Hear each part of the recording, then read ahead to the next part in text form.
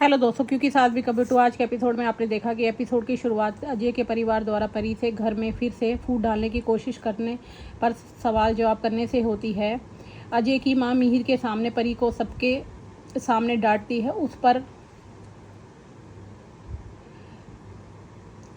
पर परिवार तोड़ने का आरोप लगाती है। अजय की मां मिहिर के सामने परी को सबके सामने डांटती है और उस पर परिवार तोड़ने का आरोप लगाती है। वही अजय कहता है कि वह परी के अलावा किसी और से शादी नहीं करेगा। इस बीच मुन्नी मिताली से पूछती है कि वह ऋतिक के खिलाफ बेटी की कस्टडी को लेकर कानून कार्रवाई क्यों कर रही है। मिताली अपनी बेटी की पूरी कस्टडी चाहती है, लेकिन मुन्नी उसे चेतावनी देती है कि बदले की भावना से किए गए उसके ये कदम बच्ची को ही नुकसान पहुँचा रहे हैं। वह कसम खाती है कि वह टिम्सी को ऋतिक के साथ रखने के लिए हर संभव कोशिश करेगी। कानूनी तनाव के बीच गोमती ऋतिक का साथ देने के लिए आगे आता है। वह ऋतिक की बात सुनता है, जो बताता है कि मिताली की कस्टडी का दावा बदलने की भावना से प्रेरित है।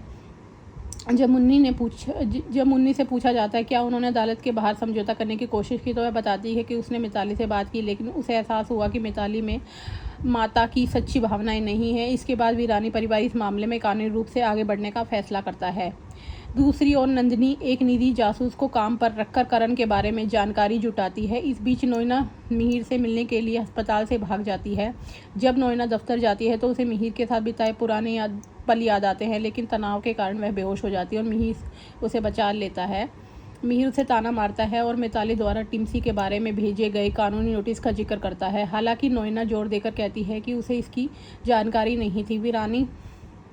वीरानी परिवार कंपनी में राम नवमी कार्यक्रम के लिए अंगद को भगवान राम की भूमिका निभाने के लिए चुना जाता है, जबकि विंदा को सीता की भूमिका के लिए चुना जाता है। हालांकि एक फ्लैशबैक से पता चलता है कि मैनेजमेंट के किसी व्यक्ति ने चुपके से उसका नाम जोड़ दिया था।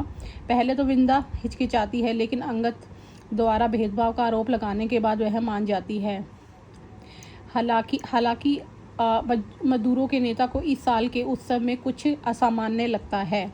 उस रात अंगद वृंदा के कमरे में जाता है और दोनों एक रोमांटिक पल शेयर करते हैं। वे कंपनी के बारे में बात करते हैं। अंगद मजदूरों के स्वभाव का वर्णन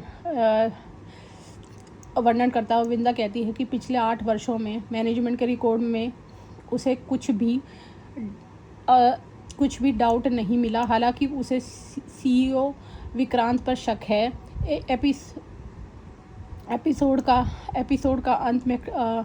एपिसोड का अंत कंपनी के मैनेजमेंट द्वारा रामनवमी समारोह में बिजी लोगों का ध्यान भटकाकर कुछ बक्से चुपके से चुराने की योजना बनाने का दृश्य से होता है। अब आगे का एपिसोड में आप देखिए कि क्या वृंदा पता लगा पाएगी कि कंपनी में कौन घोटाला कर रहा है, क्या वह इस घोटाले को रोक पाएगी और कंपनी को गिरा पाएगी और वीरानी इंडस्ट्री को फिर से प्रॉफिट में ला पाएगी। अब आगे का एपिसोड जानने के लिए हमारे चैनल को लाइक और सब्सक्राइब कीजिए।